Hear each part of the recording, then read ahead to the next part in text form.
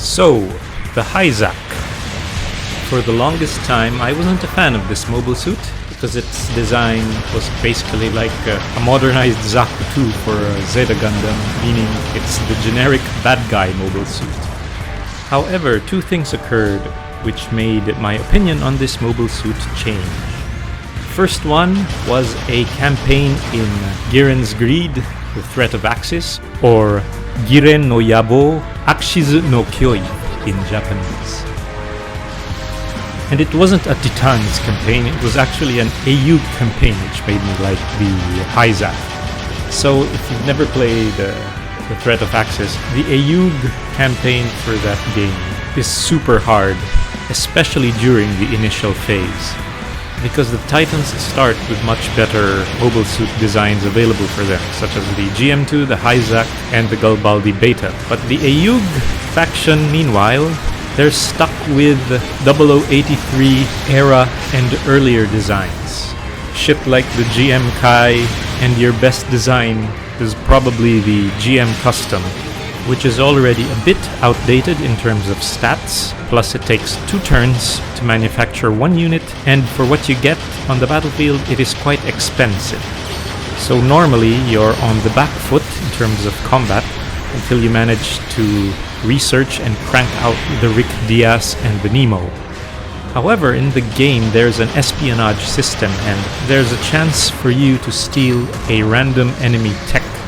And on that fateful campaign, I managed to steal the Hyzak design super early in the campaign, like turn 3 or 4. The Hyzak is cheap, quick to manufacture, just takes 1 turn, and for a grunt type unit, its stats were pretty good, especially at this phase of the campaign. So that meant I was able to go toe-to-toe with the Titans mobile suits even in the early game.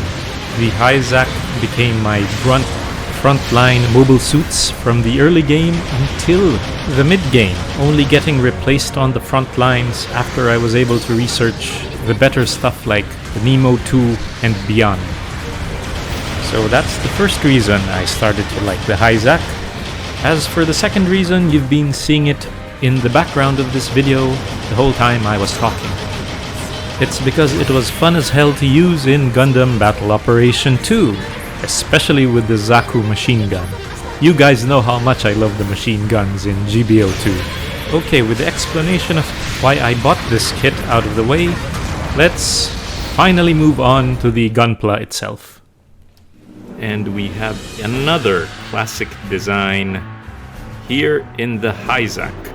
Classic meaning the kit came out in 2004, literally 21 years ago. And you can see here, it's the red label, meaning this kit was produced quite some time ago. Once again, I lucked out. Managed to find this on Facebook Marketplace, and it wasn't even expensive. The guy needed some funds right away. So, yep, Hyzak. And let's take a look inside the box of this Titans, or in Japanese, Titans stalwart mobile suit. If I can only open the goddamn thing. Okay, that was kinda hard to do with one hand, so let's cut to where I basically opened this box, and voila. So first we have the nice cardboard insert. I think this is what it's called. Most of the old kits have this, and it's a damn shame that anything new doesn't have this anymore. It's pretty nice. Okay. And here's the manual. You can see it's the old style manual. Nice line art, as usual. More line art of specific parts. I love this. And the colored page, the various poses.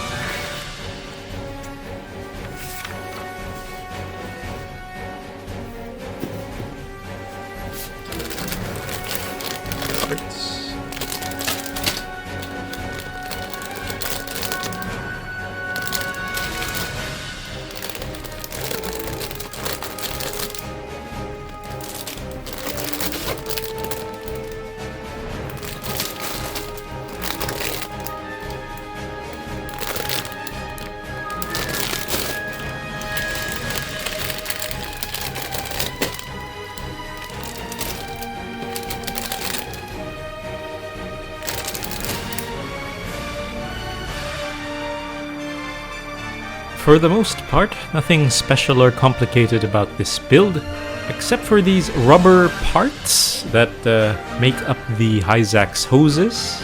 I think this is the first time I've come across this kind of material when building a gun club. But otherwise, like I said, nothing special, and the Xeon style hoses where you put all those little cylinders together, as usual, they're freaking tedious, and it's a reminder to me on why I hate doing these parts when assembling Xeon style mobile suits. Let's take a look at the Hyzax equipment. First is the beam saber. Only has one beam saber hilt because its design can only equip one.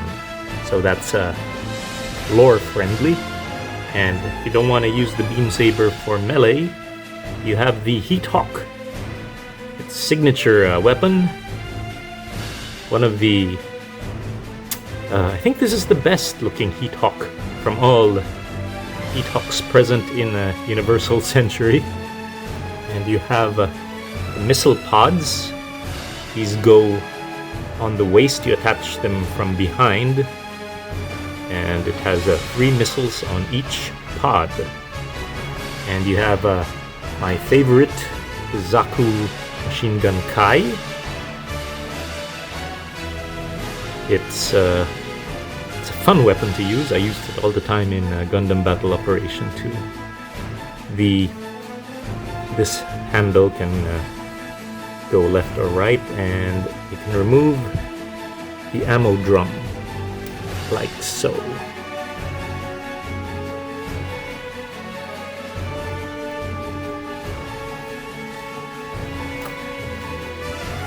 And you have a beam rifle as well. I think this is the exact same one as the Marasai uses. You can remove the E-Pack and put it back. And there are 2 spare E-Packs included for the beam rifle. And last but not least, you have the Hyzax shield.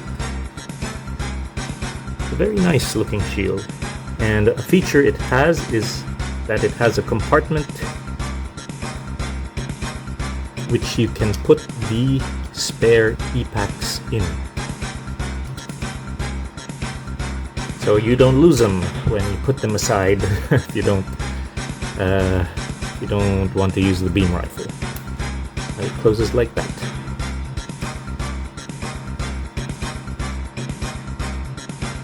And let's move on to the articulation.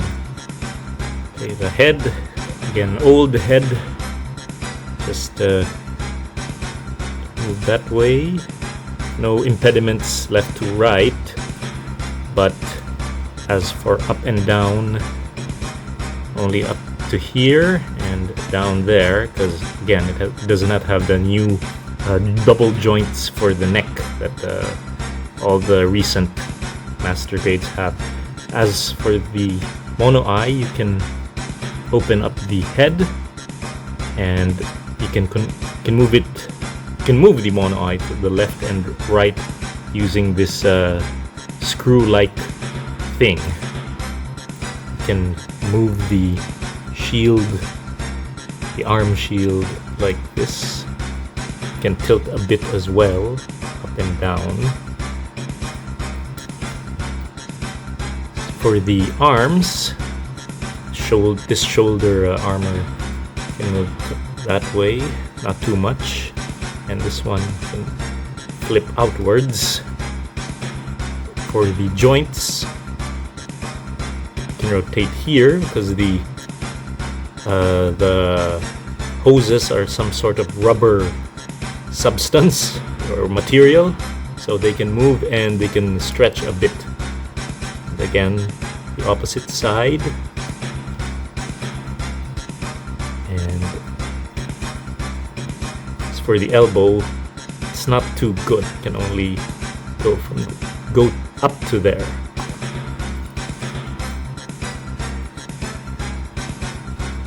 And hands are the ancient style of hands again, so pretty bad.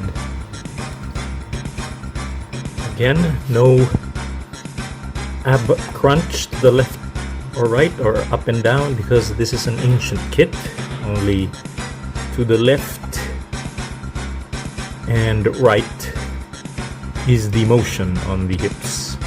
Of course, you can open the cockpit as is usual. As for the skirt armor, you can go up that way and this way. In the rear, the skirt armor does not move, and there is a connector for either the beam saber or the missile pods. As for the legs, even though it's the old style of joint, it has a better range of motion than some other older kits. As for the knee, good range, and it has the rubbery hoses as well. And for the feet, it's one piece, doesn't move, but has a good range of motion forward and back and side to side. Once again, somehow better than the old kits like my previous review of the G04. And I almost forgot about the backpack. These flaps can flare outwards, so I prefer them like this, and this I guess it's sort of a vernier, or this fin is sort of a vernier as well. You can go like that, and you can move them as well. Rotate them as well, rather. Even up to here if you want to do that. But of course, it looks better when flared slightly outside and on top. Pros, cons, and thoughts. I'll tackle the cons first. Because this is an old kit, the articulation again is an issue. It's not as good as any kit released in the past 10 years, where features such as the ab crunch, the double joints at the neck, and the like are standard issue. This one's old, can't get posed or moved around as well as the newer ones. And also, like the G04, the hands here on the Hyzak are the ancient types, meaning they're absolutely horrible. Another con is that the foot is only one straight structure. It does not bend in the heel or in the toes. To be fair to the Hyzak though, even a lot of newer kits have this disadvantage as well. And lastly, if you're a person who likes to put a lot of markings or decals, by default this one does not have a lot of them, so you'll need to buy extras if you want to put a lot of decals on this kit. Okay, for the positives meanwhile. First of all, the equipment. I love that the Hyzak has a lot of gear. You have the machine gun, the beam rifle with 2 extra E-packs, a beam saber, a very nice heat hawk, and the missile pods. A lot of mobile suit kits don't have as many weapons as this does. Another positive is that even though this is an old design, there aren't any super obvious seam lines. That was kind of surprising for me, to be honest. Another positive, the external armor is great in my opinion. Everything's where it needs to be, the colors are what they need to be. I couldn't see any glaring issues. And since Gunpla are display pieces most of the time, you will not regret having this one on your display. So, other thoughts. I just want to reiterate that I freaking hate those Xeon style hoses. It always annoys me whenever I have to assemble a Xeon design mobile suit. This is one reason I like the Gelgoog so much. It doesn't have these damn hoses. Since majority of the Hyzak is in a dark color, I thought to do the panel lines on the darker parts using the metallic silver marker, and I think the result looks very good. I'm very happy that I decided to do this, and I think you should do it as well if you're lucky enough to find a Hyzak Master Grade, because not a lot of them floating around these days. And to finish everything off, although this is an old kit like the G04, unlike the G04, I can recommend this Master Grade Hyzak, even though it's almost as old as the G04, because it's much better, and I think most Gunpla builders will like having this on their display.